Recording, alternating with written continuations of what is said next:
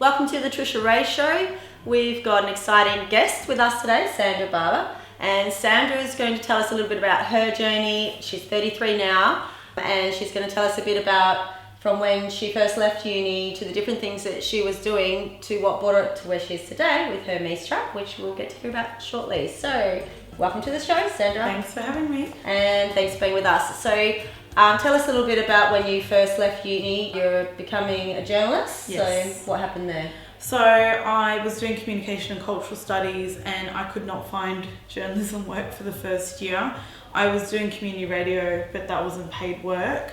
And then I met you. Just to stop there, so even though it wasn't paid work, do you think that was valuable for part of your journey? Oh, 100%. I learned radio editing, how to kind of train my voice, mixing music. Not that I'm necessarily going to use that, but especially video editing, because I'm planning on doing a cooking show.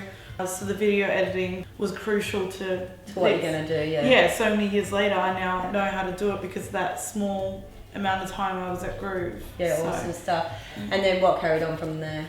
So then I met you at the radio station. I think, were you radio announcing as well?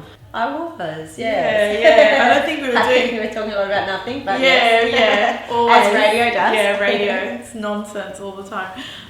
So basically we met and you told me about this project that you were starting, Colossol, and I just thought, wow, I need to get on board with this and I need the practical experience because university is very, theoretical. It's not really practical. Well, it's the back end of what you're learning. Yeah, back end, yeah. But and you have to put it into practice. Exactly. So being with you and helping to start Colossol was a great experience because off the back of that, I was able to get employment at a truck and mining magazine. So I had to write a lot of the content and I had to do ad sales. Okay. I think it's really important, especially because I didn't have that practical experience. I honestly didn't have the confidence to get a job as well. But being with you... Yeah, so I think that's one of the things. I think as young people, you can feel very not confident. You feel like that you haven't quite learned to love enough yet to do the things that someone might be asking you to do. So if you can go into a volunteer role like the community radio or Colossal magazine or the Colossal group and the different things that we offer in internships and volunteering, then I think it just helps to build that confidence up for yourself. Agree, 100%. I then got picked up by the Sunday Times Perth Now and became their online entertainment editor. Awesome stuff. Yeah, for 3.5 years. And did you enjoy that? That was really fun. But then I wanted to move overseas and I started, social media was just coming up then. Facebook had just launched and people was trying to understand it and I kind of got a grasp of it because I'm quite social. Yeah. So I ended up going to London and working for Coca-Cola as their blogger. Oh wow. And doing their social media. It sounds great. Yeah. So what did you learn from there? Don't be a blogger for Coca-Cola. No, it was very corporate. So I realised that corporate isn't really what I want to do. Social media isn't really my passion anymore, and so... Even though you're a social butterfly? Yeah, you prefer the face-to-face? Yeah, I still do social media consultancy, but being in a corporate office and having to cater to some unknown person and make money for them, I couldn't deal with it anymore. So what did that push you to doing then? So actually it wasn't just that. I had a relationship breakdown. I was actually engaged and I'd saved up all this money for my wedding and it just didn't work out for various reasons.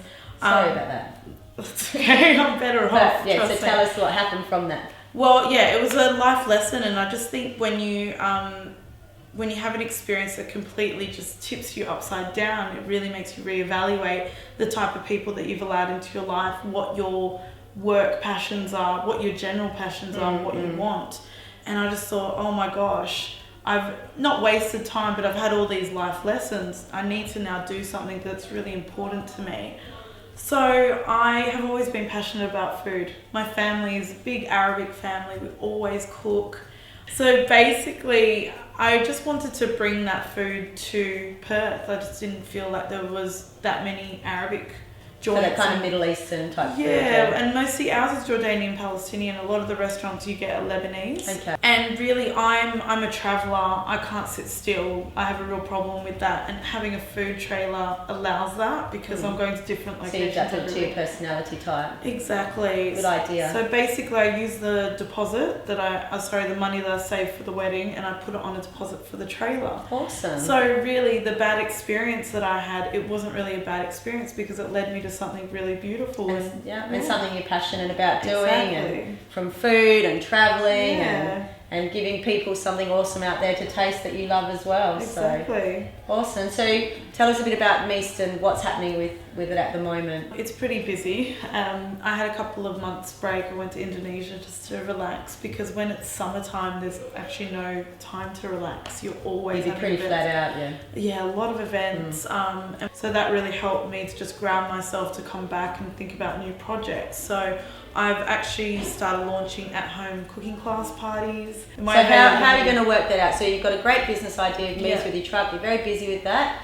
You probably employ a couple of people with you to help with that. Yeah, I've got mostly family, but I've got a couple of staff. That's when you need family, especially when you're starting out in your business. Oh, my family's amazing. I honestly, if you're going to start a business, have a good support system. If you do not have that support system, you're just going to crumble. You're going to be so exhausted. You know, if I come to my parents' house and I'm, half dead, they'll be like, "Don't worry, honey, we're going to chop all the vegetables for you," or something, and they let me go to sleep. Great parents. Amazing parents. I mean, not everyone's so lucky, but I think have a support system, whether it's a partner or other family members or just really good friends who will help lift you up, because without that support, I mean, running Polisol, these people get mentored. They need that support in order to help them to really get to where they need to go. So with the cooking class parties, it will happen.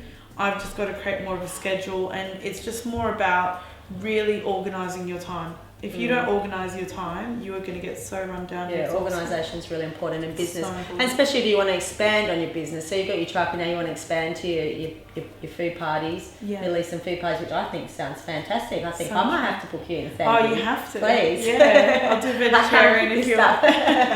And you do great vegetarian food as well. Yeah, so half our menu is vegetarian and vegan because I just knew that to do this business I needed to cater for other people because that's what I would want as well. And the response has been really good. Like, people buy sometimes our falafel and halloumi more than they do our meat dishes. Yeah. So it's really showing that the way that society is being structured now, more people are wanting more vegetarian and vegan. Well, and they're probably stepping out and not minding to taste something different that's out there as well, which I think is great. So, I mean, that's a pretty interesting journey that you've had, and I'm sure you've got lots more stories to tell in between heaps. But I think, from leaving uni and going and pursuing the things that you had studied, and then I guess you would never have thought that you would be doing your food truck today, coming from journalism to food sort of thing, although you're going to mix the both a little bit, and like you said, maybe doing a cooking show as well. So we'll look forward to seeing those things, and just want to say really proud of you and all the things you've achieved, and it really is possible to do anything that you think that you might like to do. I mean, we all start somewhere, and it's just stepping out and doing those things and running with those things, and even if you make mistakes along the way, and you will make many, because mistakes, I don't really believe mistakes are mistakes. They're there to teach you a life lesson, and also what you think you're going to be at 20 is not what you're necessarily going to be at 33. It's completely different, and you will change your mind a lot, but every single stepping stone that I've taken has led me to this path. So if you're depressed or upset, things aren't going your way, just have faith that it is going to turn out, because it generally does, And I think you've just continued to walk into something else that's taking you somewhere else, and then you've realised, well, maybe this isn't really the direction I want to go, and then even when something negative happened, you've turned it around and put into something positive that's created something really amazing now. Exactly. So well done. Thank you. And thanks for coming on the show. Thanks. It's a pleasure.